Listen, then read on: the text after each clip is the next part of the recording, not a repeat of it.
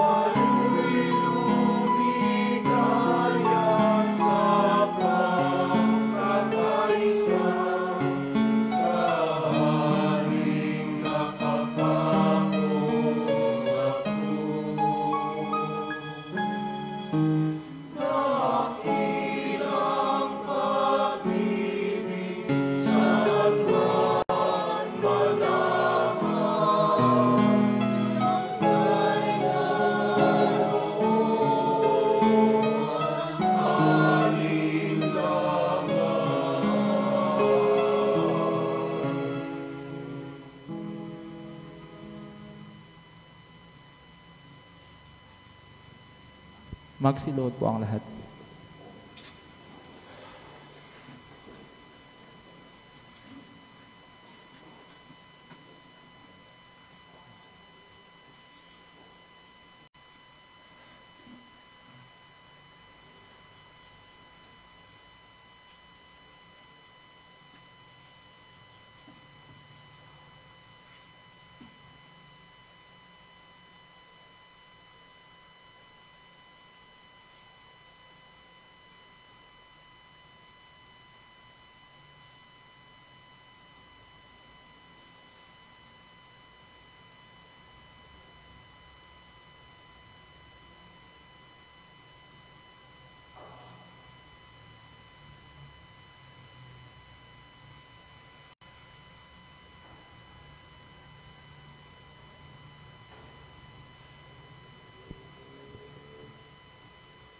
Magsitayo po ang lahat.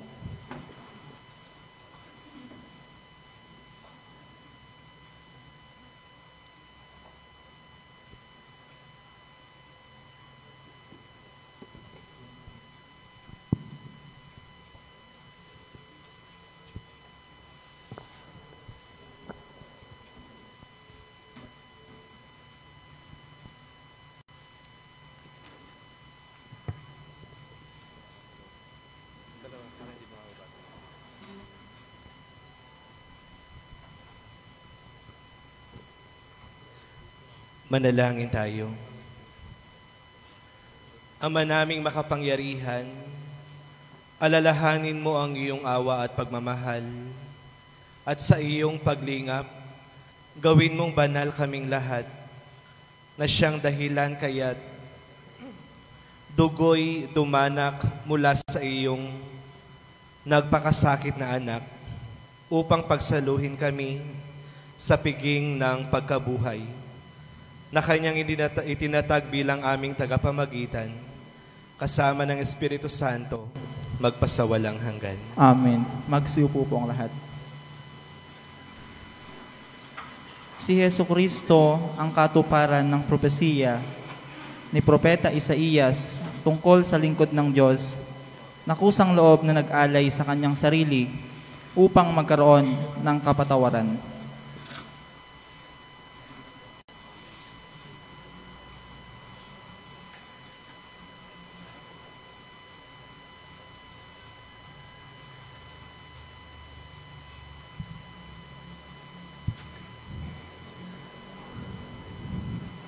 Pagbasa mula sa aklat ni Propeta Isaías.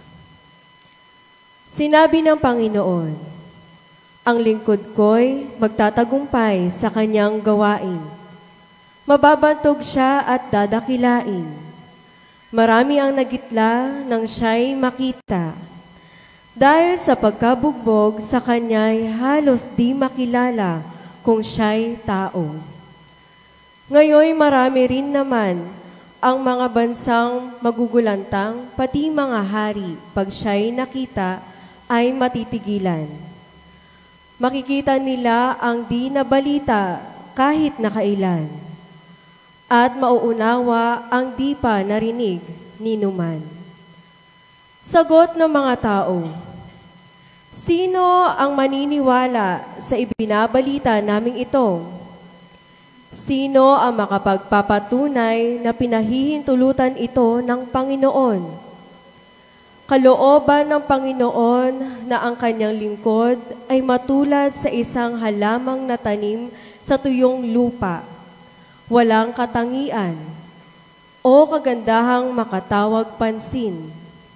Wala siyang taglay na pang-akit para lapitan siya. Hinamak siya ng mga tao at itinakwil.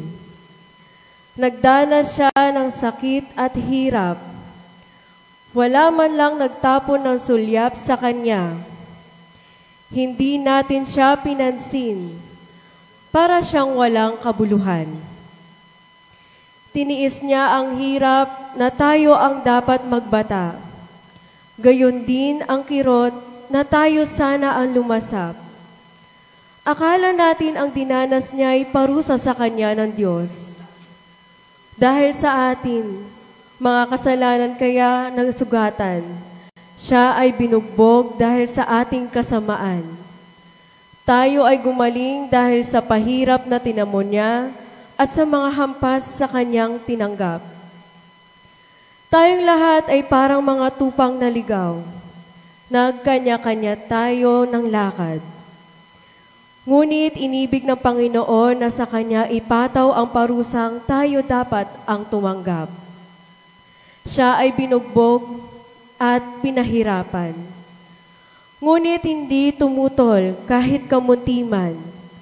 Tulad ay korderong hatid sa patayan. Parang mga tupang hindi tumututol kahit nagupitan. Ni hindi umimik kahit gaputok man. Nang siya'y hulihin, hatulan, at dalhin sa dakong patayan, wala mang nangahas na ipagsanggalan, wala man lang dumamay. Siya ay pinatay dahil sa sala ng sangkatauhan. Siya ay inilibing na kasama ng masasama at mayayaman, bagaman wala siyang kasalanan o nagsabi man ng kasinungalingan. Sinabi ng Panginoon, ang kanyang paghihirap ay kalooban ko.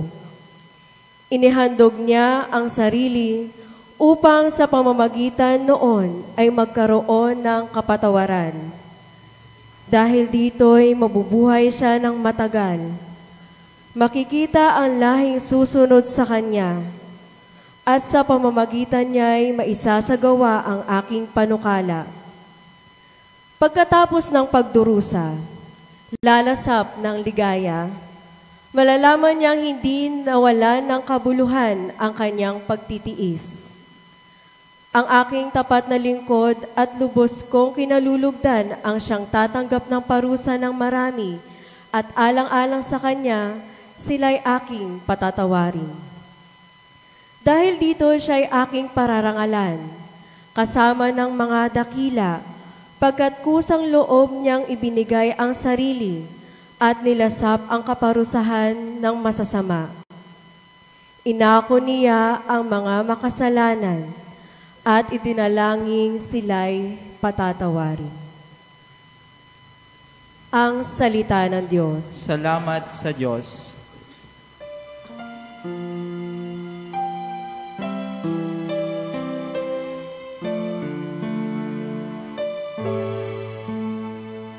Ama, sa mga kamay mo.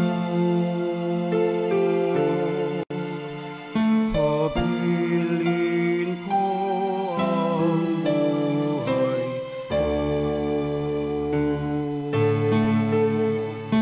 Ama, sa mga kamay mo. Habilin ko ang buhay ko.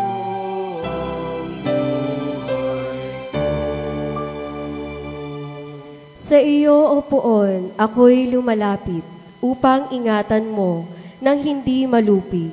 Sa mga kamay mo, habilin ko'y buhay ko, tagapagligtas kong tapat at totoo.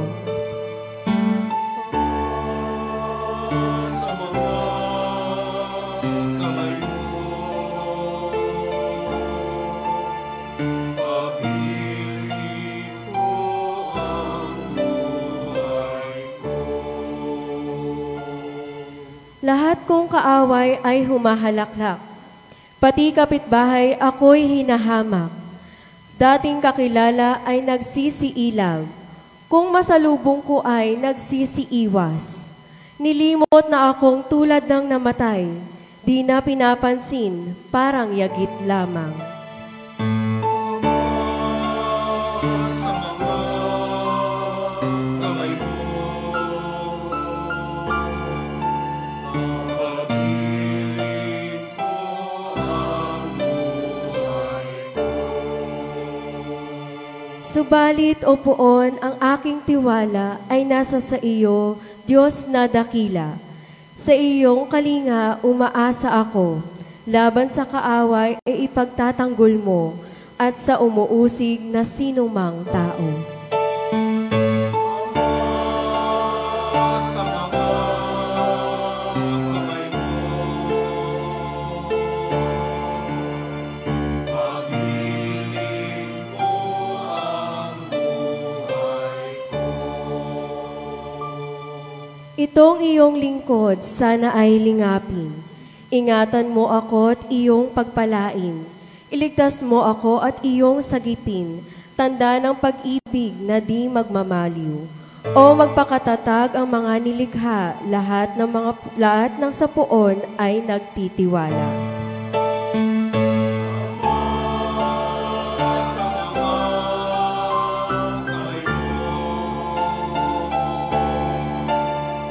habilin ko ang buhay ko. Ama, sa mga kamay mo, habilin ko ang buhay ko. Sapagkat naranasan ni Jesus ang kahinaan, sakit at pagkurusang dinaranas natin, siya ay naging maunawain at mapagkalingang tagapamagitan natin sa Ama. Pagbasa mula sa sulat sa mga Hebreo. Mga kapatid, magpakatatag tayo sa ating pananampalataya. Yamang mayroon tayong dakilang saserdote na pumasok sa kalangitan sa harapan ng Diyos. Walang iba kundi si Jesus na anak ng Diyos. Ang dakilang saserdote nating ito ay nakauunawa sa ating mga kahinaan, sapagkat sa lahat ng paraay tinukso siyang tulad natin, ngunit hindi nagkasala. Kaya't huwag na tayong mag-atubiling lumapit sa trono ng mahabaging Diyos, at dooy kakamtan natin ang habag at kalinga sa panahong kailangan natin ito. Noong si Jesus ay namumuhay dito sa lupa, siya'y dumadalangin at lumuluhang sumamo sa Diyos na makapagliligtas sa Kanya sa kamatayan. At dininig siya dahil sa lubusan siyang nagpakumbaba. Bagamat siya'y anak ng Diyos, natutuhan niya ang tunay na kahulugan ng pagsunod sa pamamagitan ng pagtitiis. At nang maganap na niya ito, Siya'y naging walang hanggang tagapagligtas ng lahat ng sumusunod sa Kanya. Ang salita ng Diyos. Salamat sa Diyos. Tayo po ang lahat.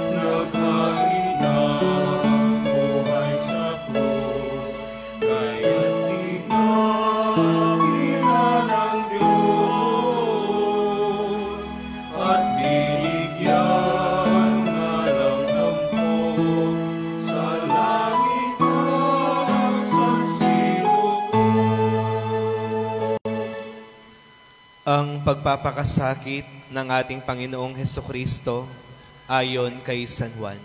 Noong panahong iyon, umalis si Jesus kasama ang kanyang mga alagad.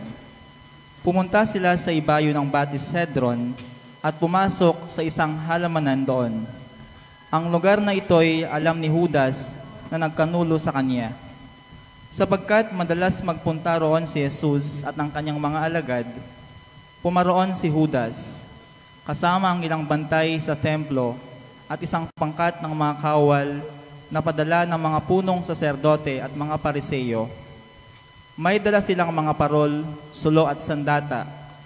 Alam ni Jesus ang lahat na mangyayari sa kanya, kaya't sila'y sinulubong niya at tinanong, Sino ang hinahanap ninyo? Si Jesus na taga Nazaret. Ako si Jesus. Kaharap nila si Judas na nagkanulo sa kaniya. Nang sabihin ni Jesus na siya nga napaurong sila at nabuwal sa lupa, muli siyang nagtanong, Sino nga ba ang hinahanap ninyo? Si Jesus na taga Nazaret. Sinabi ko na sa inyong ako si Jesus. Kung ako ang hinahanap ninyo, hayaan ninyong umalis ang mga taong ito. Sinabi niya ito upang matupad ang kanyang salita. Walang napahamak kahit isa sa mga ibinigay mo sa akin, Ama. Binunot ni Simon Pedro ang kanyang tabak at tinaga ang alipin sa pinakapunong saserdote. Natigpas ang kanang tinga ng aliping yaon na ang pangalay Malco. Sinabi ni Jesus kay Pedro, Isalong mo ang iyong tabak. Dapat kong inumin ang kalis ng paghihirap na ibinigay sa akin ng Ama. Si Jesus ay dinakip at ginapos ng mga bantay na Hudyo at ng pangkat ng mga kawal sa pamumuno ng kanilang kapitan. Siya ay dinala muna kay Anas na biyanan ni Caifas na pinakapunong saserdote ng panahong yaon.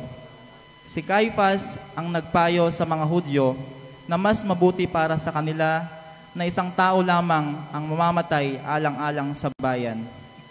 Si Simon Pedro at isa pang alagad ay sumunod kay Jesus.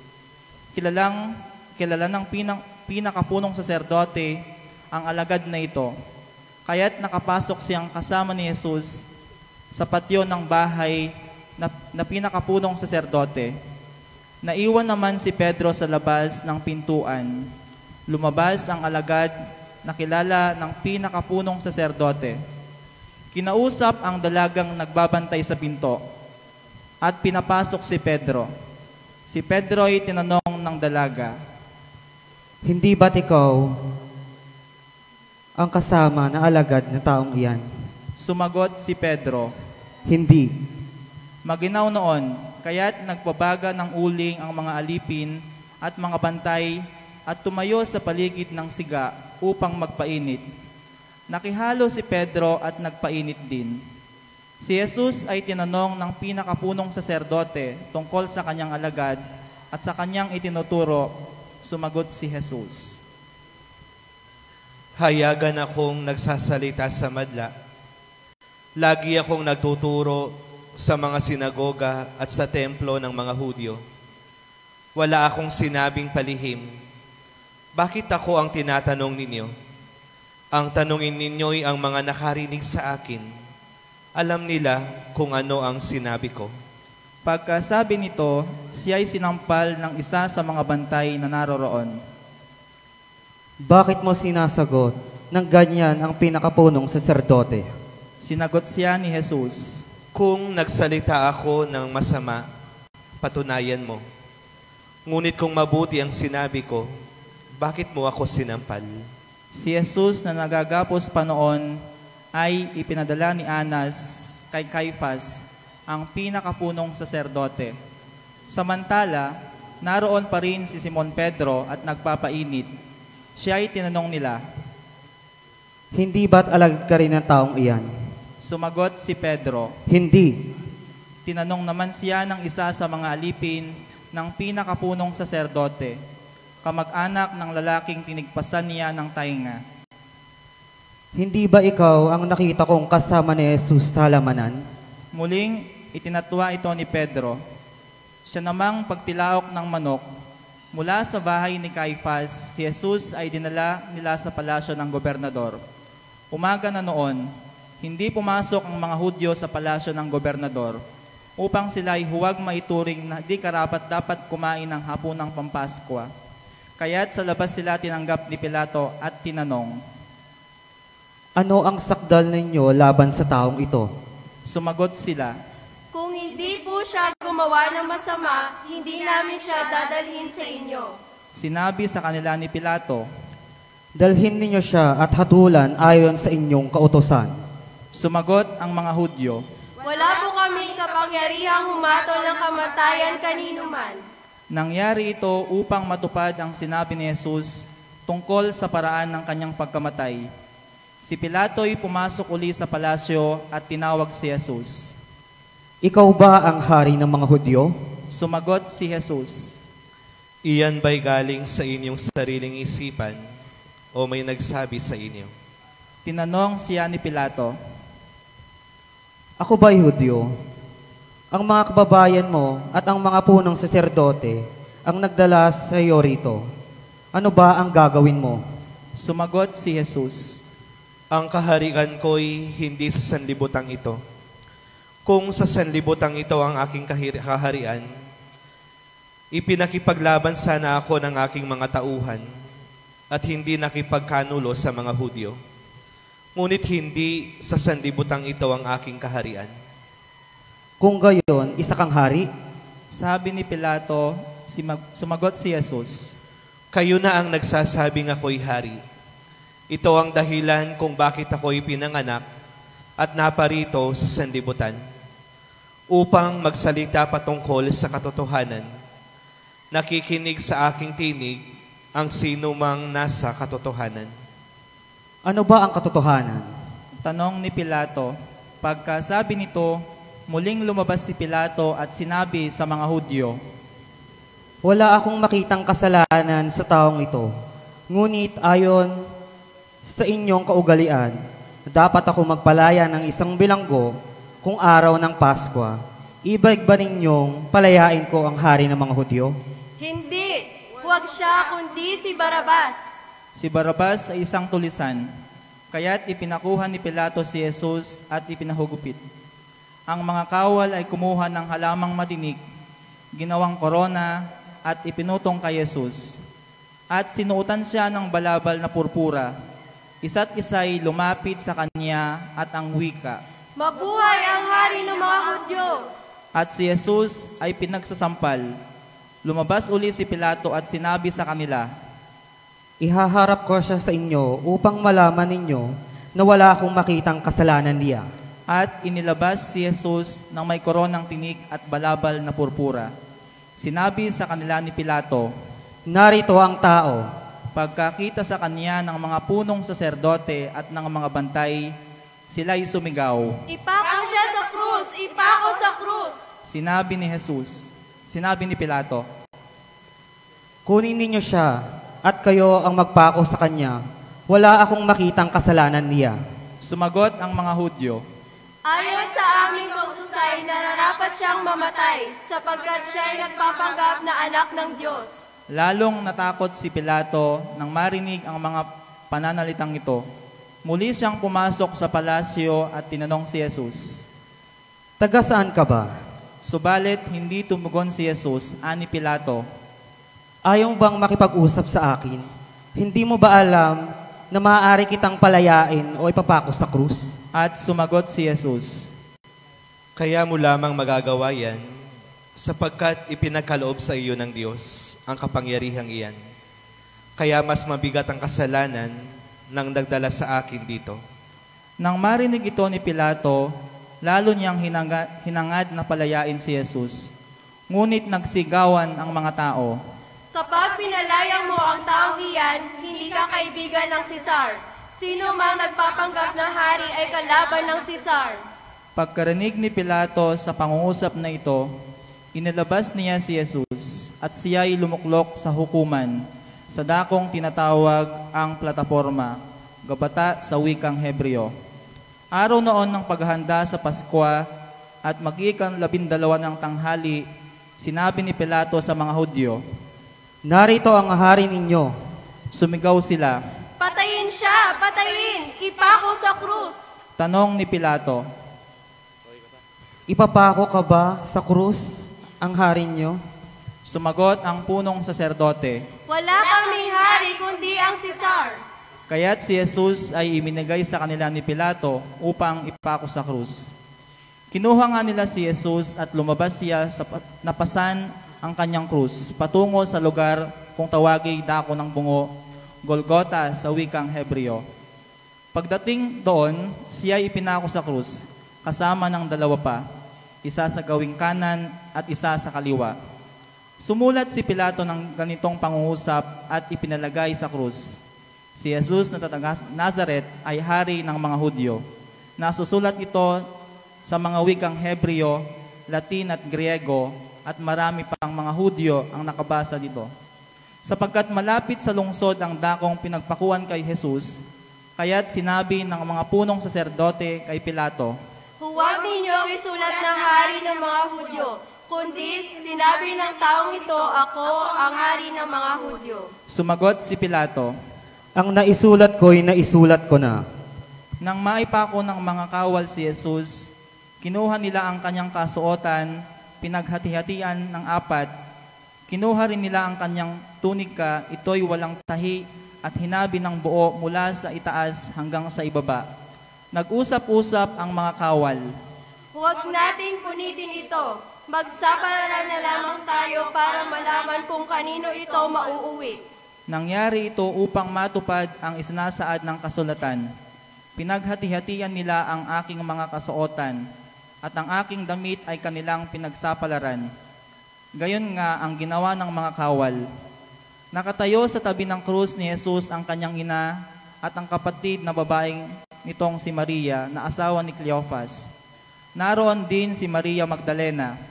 Nang makita ni Jesus ang kanyang ina at ang minamahal niyang alagad sa tabi nito, kanyang sinabi, Ginang, narito ang iyong anak. at sinabi ni Jesus sa alagad. Narito ang iyong ina. Mula noon, siya ay pinatira ng alagad na ito sa kanyang bahay. Pagkatapos nito, alam ni Jesus na naganap na ang lahat ng bagay. At bilang katuparan ng kasulatan, ay sinabi niya, Nauuhaw ako. May isang mangkok doon na puno ng maasim na alak. Itinubog nila rito ang isang espongha, ikinabit sa sanga ng esopo at diniit sa kanyang bibig. Nang masipsip ni Jesus ang alak, ay kanyang sinabi, Naganap na. Iniyukayok ni Jesus ang kanyang ulo at nalagot ang kanyang hininga. Magsilud po ang lahat.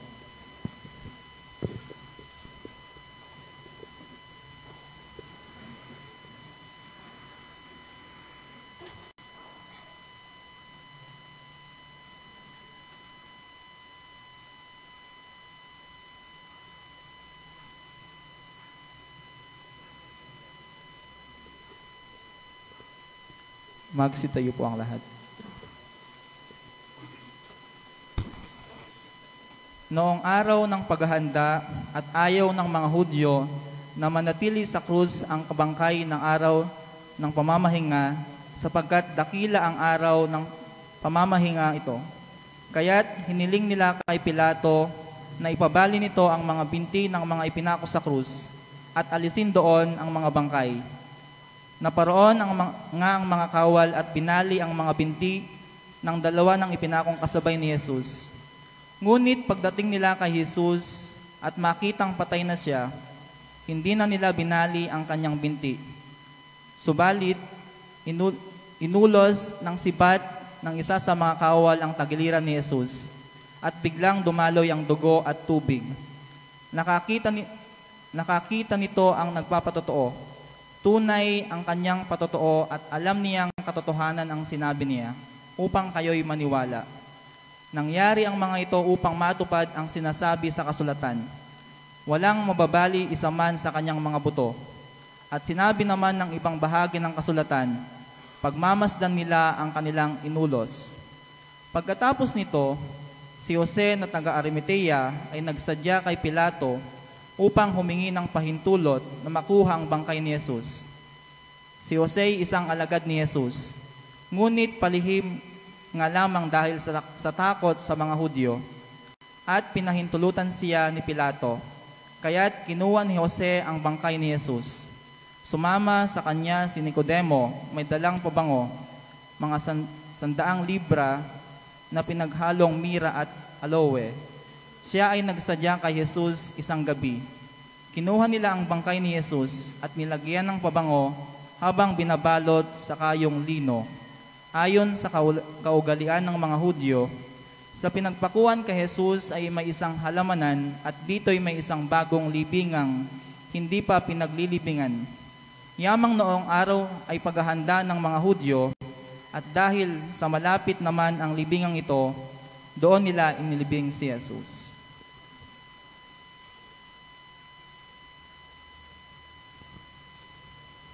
Ang mabuting balita ng ating kaligtasan. Pinupuri ka namin, Panginoong Hesukristo.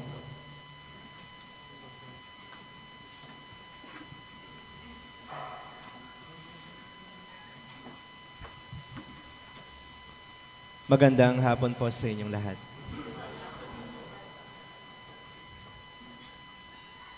Ganitong araw po, Biyernes Santo, nung naka-assign pa ako sa Central, kasama si Father Lito Santos.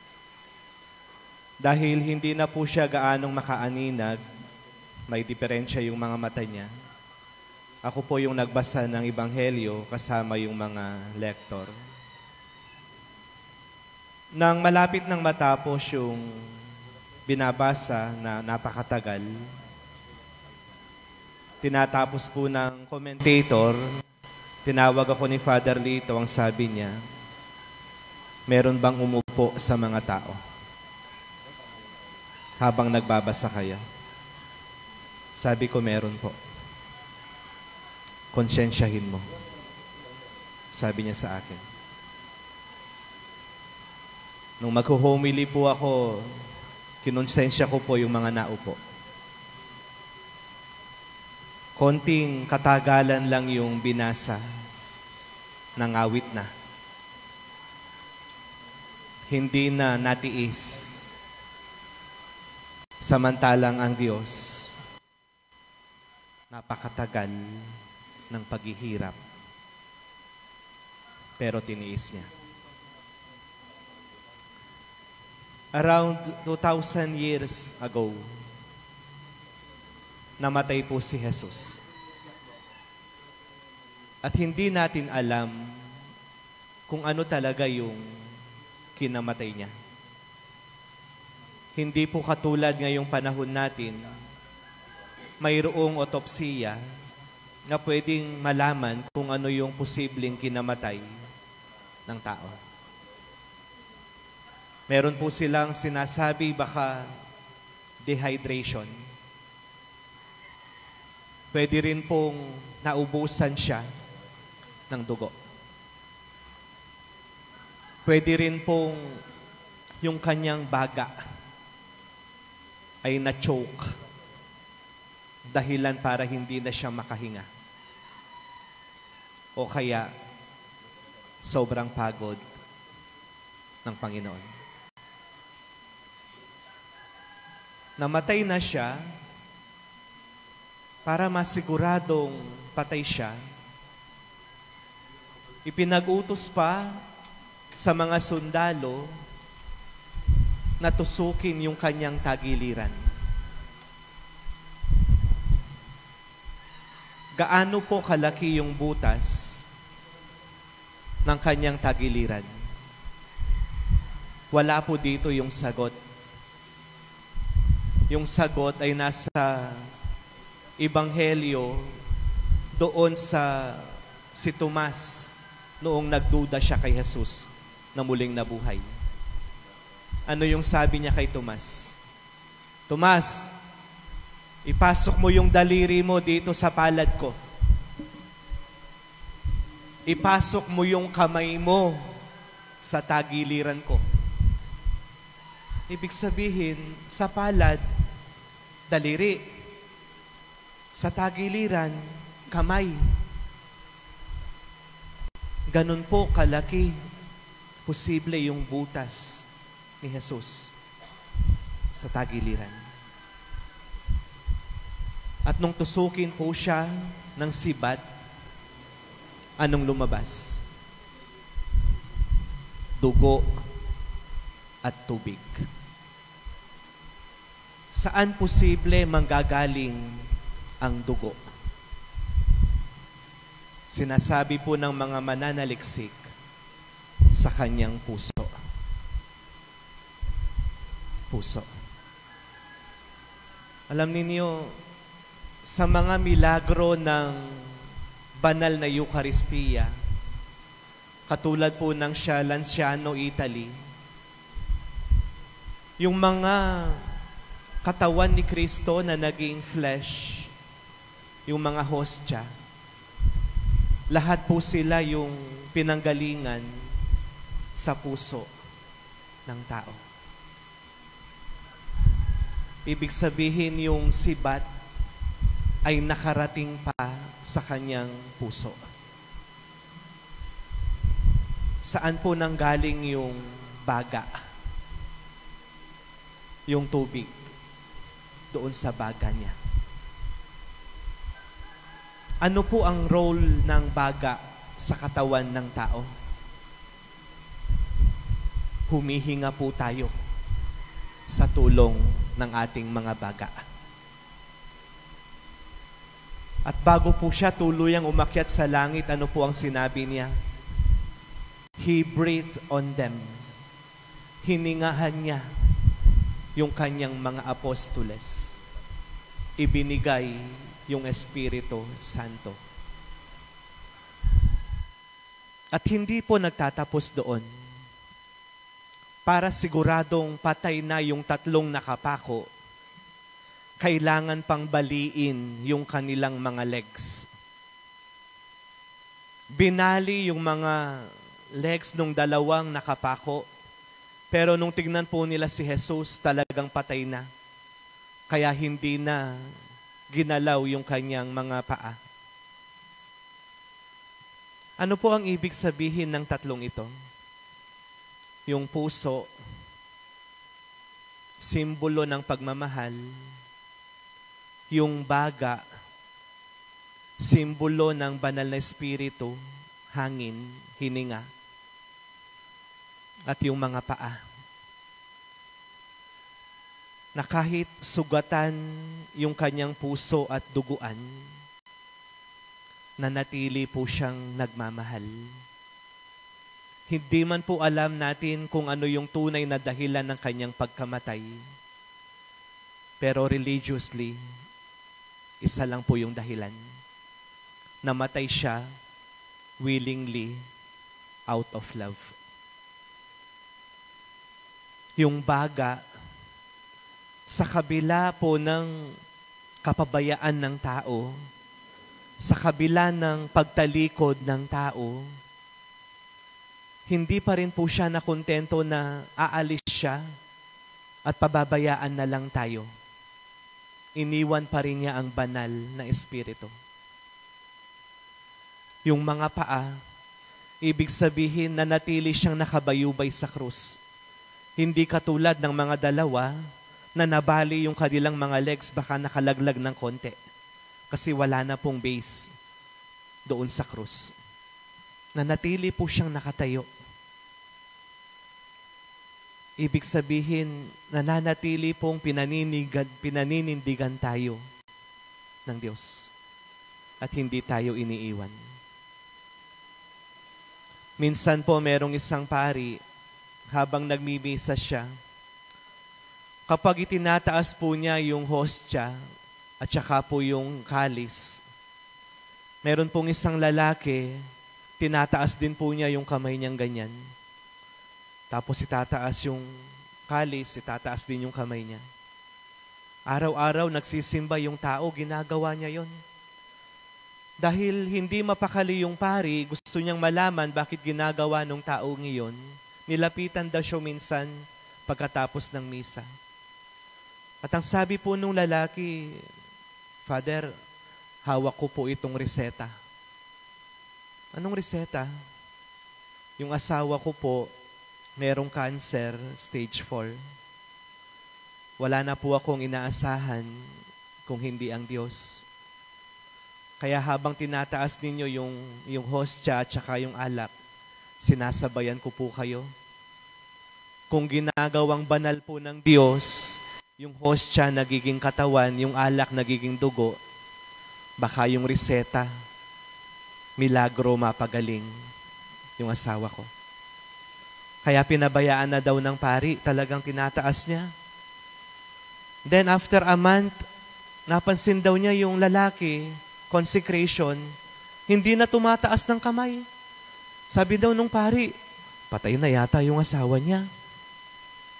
Kaya nilapitan po niya, Kuya, kumusta? Ano nang balita doon sa asawa mo? Sabi daw nung lalaki, andun nagtitirik ng kandila. Malinis na siya sa kanyang cancer. Milagro. Alam nyo, ang anak ng Diyos ay naitaas sa krus at namatay upang sa ganon, yung mga pinagdadaanan natin ay maitaas din natin sa Kanya.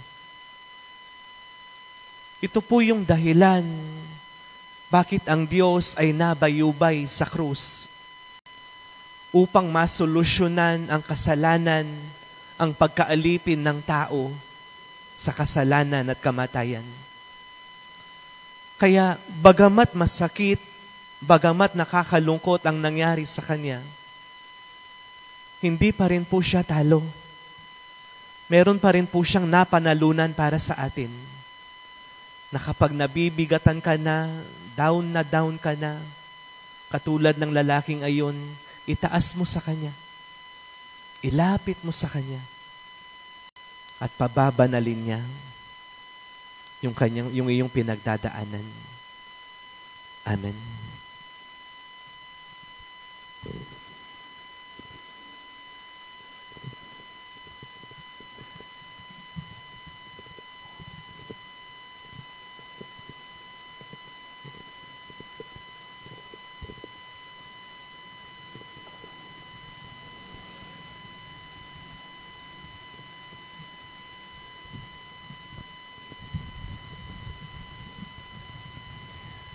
Para sa banal na simbahan, Magsiluod po ang lahat.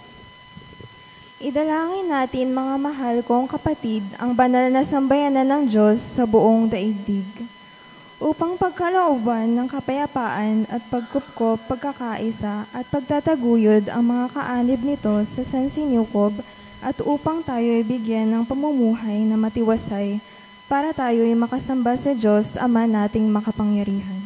Magsitayo po ang lahat.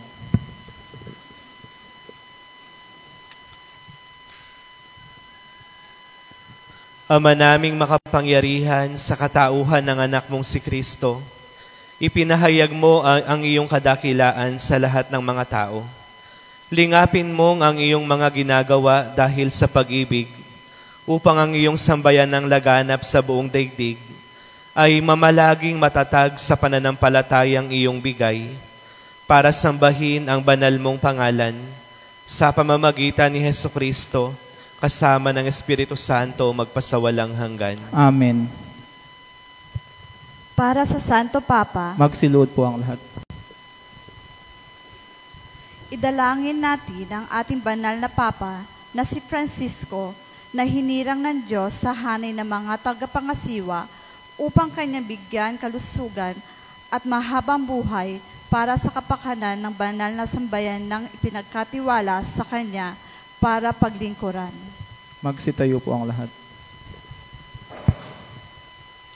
Ama naming makapangyarihan, sa iyong kapasyahan umiira lang sanlibutan, paunlakan mo ang aming kahilingan na iyong lingapin si Papa Francisco na iyong hinirang para kami ay pangasiwaan upang ang sambayan ng Kristiyano na iyong pinamumunuan ay mapamahalaan niya ng may kaunlaran sa pananampalataya at gawang kabutihan na iyong inaasahan sa pamamagitan ni Hesukristo kasama ng Espiritu Santo magpasawalang hanggan. Amen.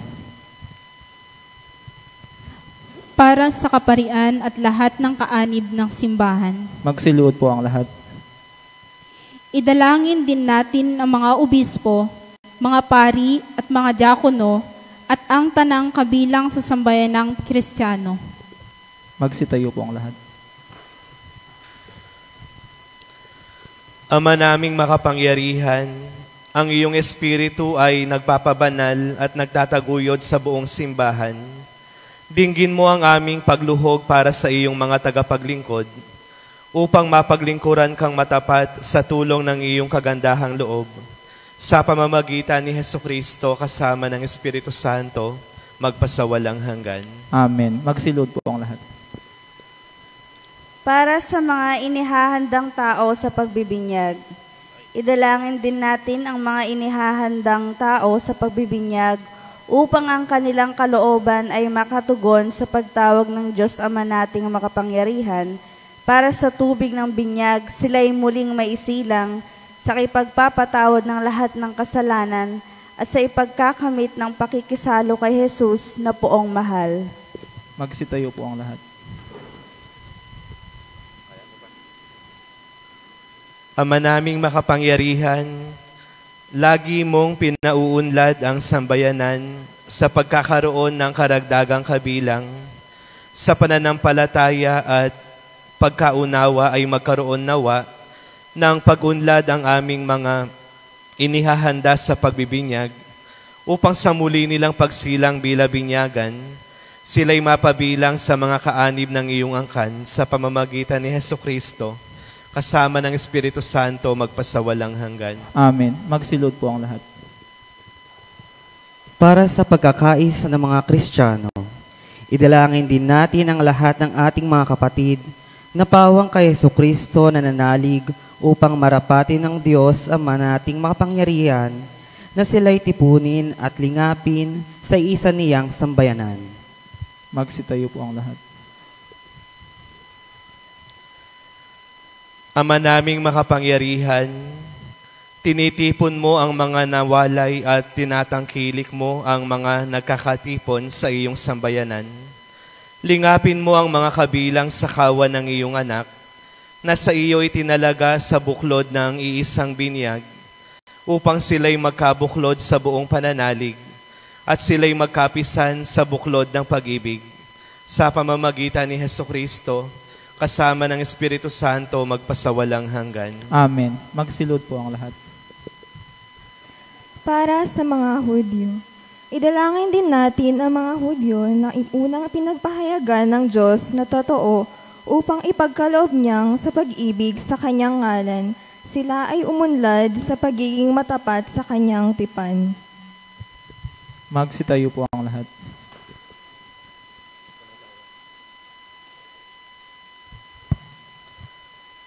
Idalangin din natin, Ama naming makapangyarihan,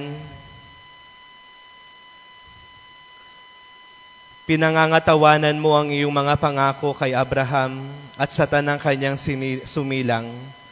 Dinggin mo ang pagluhog ng iyong sambayanan upang ang mga tao na iyong unang hinirang ay pagindapating sumapit sa kaganapan ng kaligtasan sa pamamagitan ni Hesukristo kasama ng Espiritu Santo magpasawalang hanggan. Amen. Magsilod po ang lahat.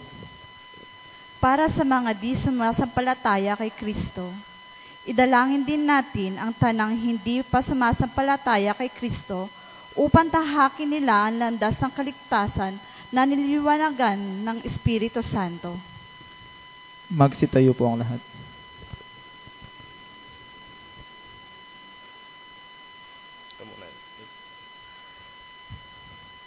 Ama naming makapangyarihan, gawin mong ang mga hindi pa nananalig sa iyong anak ay makatuklas sa katotohanan sa pamumuhay nilang wagas at kaming sa pag-ibig mo ay laging umuunlad sa pagmamalasakit sa tanang iyong sa iyo'y humahanap ay maging mga saksing mapapaniwalaan ng iyong dakilang pag-ibig sa sanlibutan sa pamamagitan ni Hesukristo kasama ng Espiritu Santo magpasawalang hanggan. Amen. Magsilod po ang lahat. Para sa mga hindi pa sumasampalataya sa Diyos, idalangin din natin ang mga hindi pa sumasampalataya sa Diyos upang pagindapating sa Kanya'y makadulog sa paniniwalang wagas sa kanilang sinusunod. Magsitayo po ang lahat. Ama naming makapangyarihan, nilikha mo ang lahat ng mga tao upang lagi kang hanapin at pag natagpuan kay masiyahang walang maliw.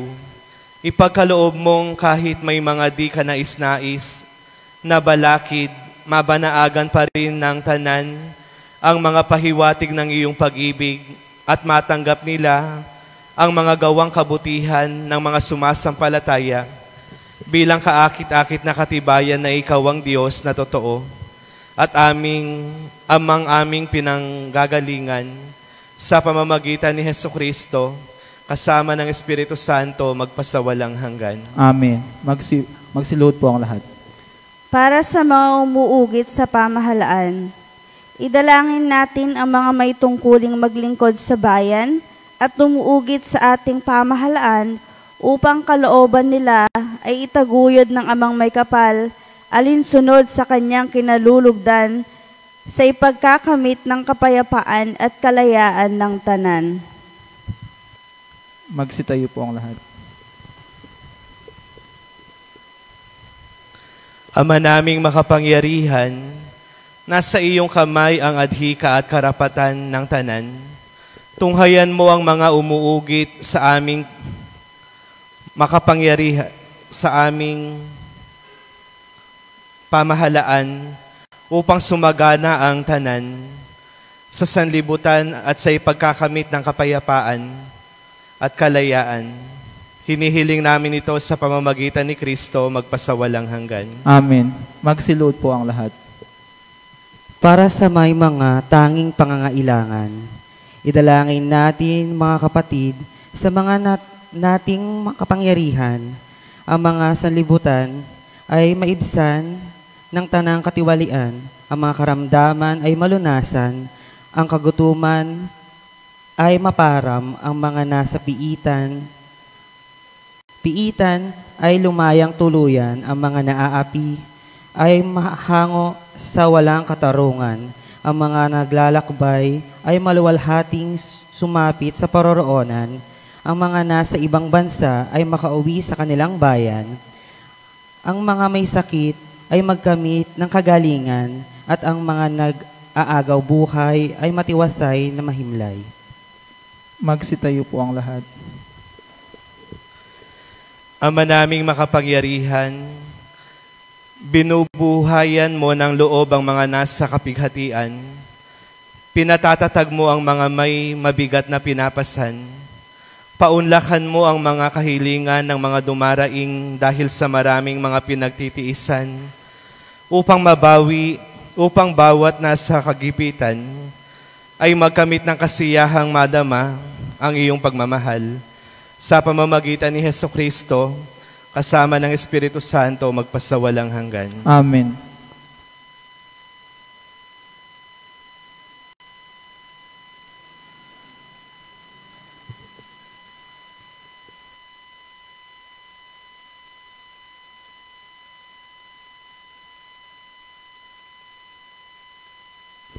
Magsiupo po ang lahat.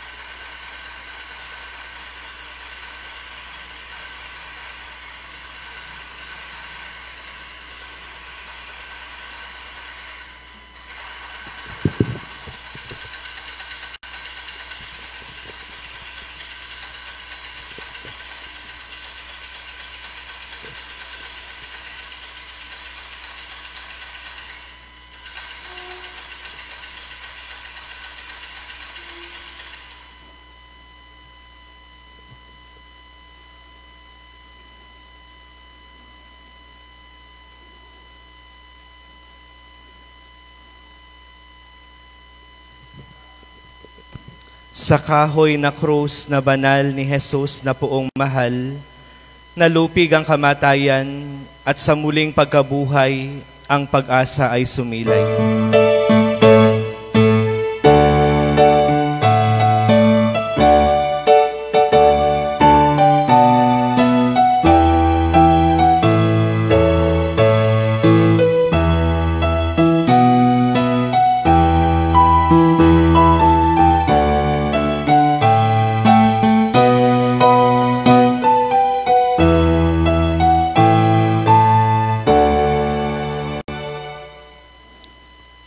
Sa kahoy ng krus na banal ni Jesus na poong mahal, nalupig ang kamatayan at sa muling pagkabuhay, ang pag-asa ay sumilay.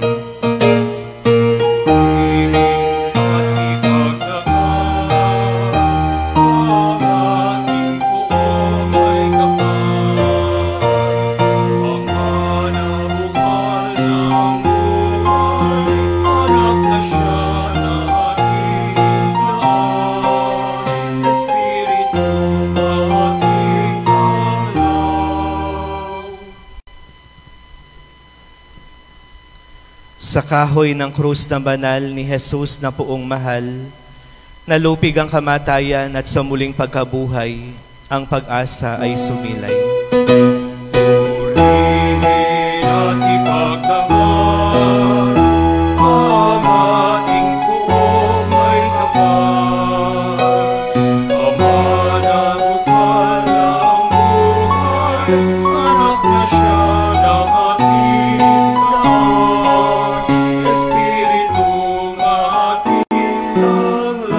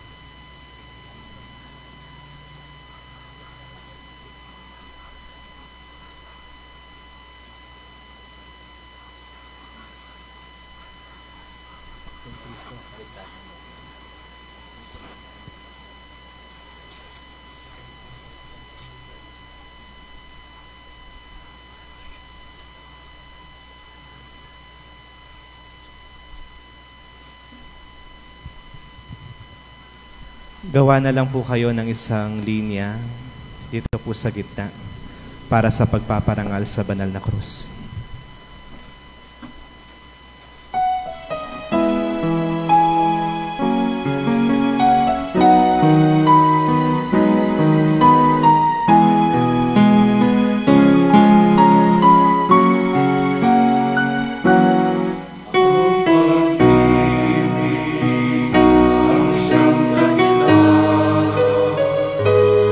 At ang ating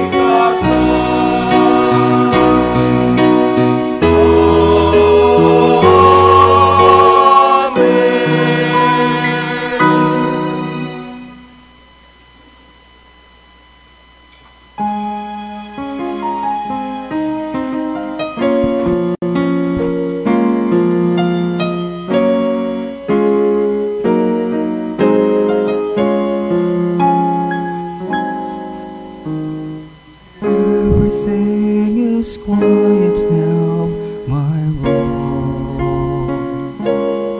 It's just you and me.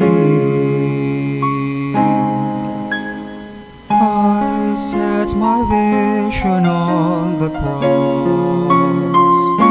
Jesus, you're all I see.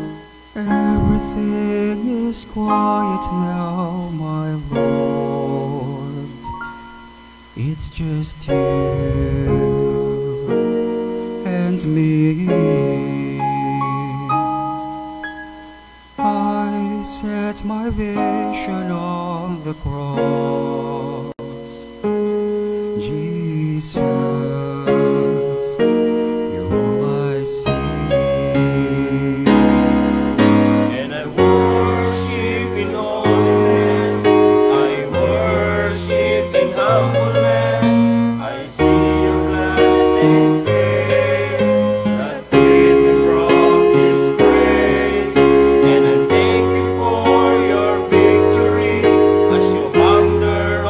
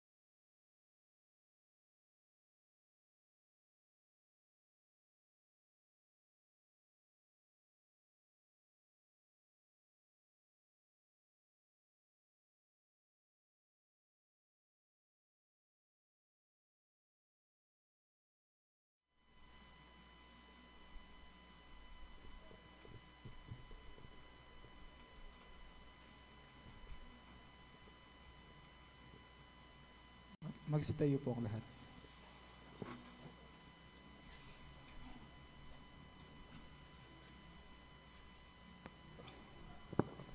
Sa tagubili ng mga nakagagaling na turo at utos ng ating Panginoong Diyos, ipahayag natin ng lakas loob.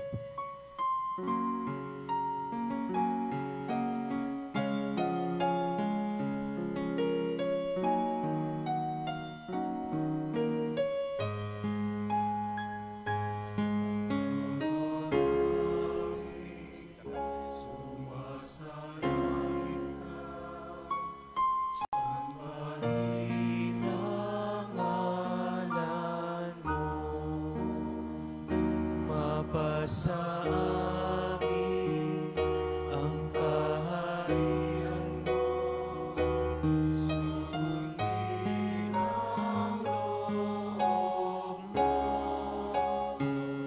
dito sa lupa para nang sa langit. Bigyan mo po kami ngayon ng aming kakanin sa araw-araw. Patawarin mo kami sa aming mga sala, para na pagpapatawad namin sa nagkakasala sa amin. Huwag mo kaming ipahintulot sa tukso, at iadya mo kami sa lahat ng masama. Lumuhod po kayo. Narito ang kordero ng Diyos, siyang nag-aalis ng mga kasalanan ng sanlibutan. Mapapalad tayong tinatawag sa kanyang piging. Panginoon, hindi ako karapat-dapat na magpatuloy sa iyo, ngunit sa isang salita mo lamang ay gagaling na ako.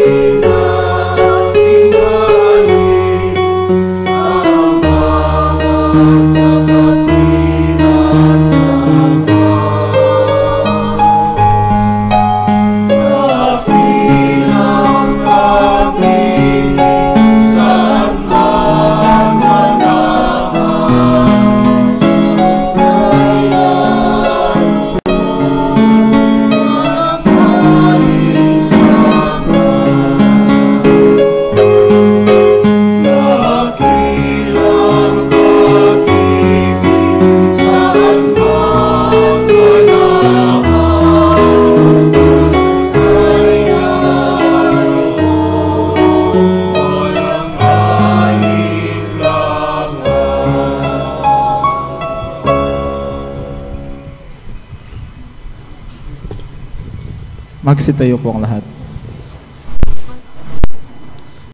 Manalangin tayo. Ama naming mapagmahal, pinapakinabang mo kami sa banal na pagkamatay at pagkabuhay ni Kristo. Panatilihin mo sa amin ang ginanap ng iyong dakilang pag-ibig upang kami ay makapamuhay ng matapat sa pakikisalo sa dulot mong pagliligtas sa pamamagitan ni Hesukristo kasama ng Espiritu Santo magpasawalang hanggan. Amen. Bukas po para sa pagdiriwang ng ating Easter Vigil, alas 7 po ng gabi natin sisimulan. Wala po munang papasok sa loob ng simbahan. Lahat ng mga ilaw ay patay muna. Doon po tayo sa labas. At kapag nasindihan na po yung Paschal Candle, ako po yung unang papasok dito. At saka lang po kayo papasok kapag nasa gitna na ako ng ating simbahan. Maliban po doon sa mga kandila na ipapabless ninyo, magdala po kayo ng tig-iisang kandila sa mga magsisimba bukas para po sa pagsasariwa sa ating mga pangako sa binyag. Alas 7 po ito. At mamaya, pagkatapos po nito, yung mga sasama po sa prosesyon, pupunta po tayo doon sa City Odoro Plaque. Doon po tayo magsisimula. Makita-kita po tayo roon. Maraming salamat po. Pagpapanalangin sa sambayanan. Ama naming bukal ng pagpapala, ang iyong pagbabasbas ay manaog nawang masagana sa iyong sambayanang gumaganap ng paggunita sa pagkamatay ng iyong anak, na siyang pagkabuhay ng nagtitiwala. Ang iyong pagpapatawad ay sumapit nawa sa tanan. Ang iyong pakikisamang maasahan ay iyong ibigay. Ang pananampalatayang banal naway maging matibay. Ang kaligtasang walang maliw ay patatagin mong lubusan sa pamamagitan ni Hesukristo kasama ng Espiritu Santo magpasawalang hanggan. Amen.